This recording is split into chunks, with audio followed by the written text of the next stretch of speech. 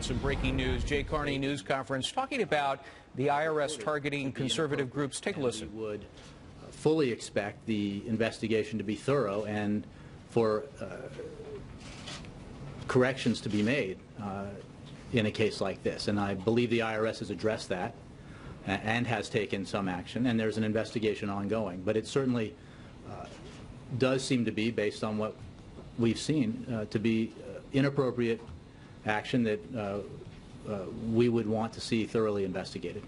Given that the President was so critical of some of these groups, and both in 2010 and in 2012, isn't it natural for the public to think that these things are politically motivated? What assurances? Well, I think that first of all, two things need to be noted, which is IRS is an independent enforcement agency, which I believe, as I understand it, contains only two political appointees within it.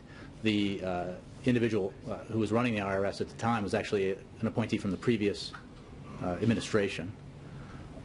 But separate from that, there is no question that if this activity took place, it's inappropriate and there needs to be action taken, and the President would expect that it be thoroughly investigated and action would be taken. A diplomatic post was attacked by individuals in Libya, in Benghazi. 4 Americans lost their lives.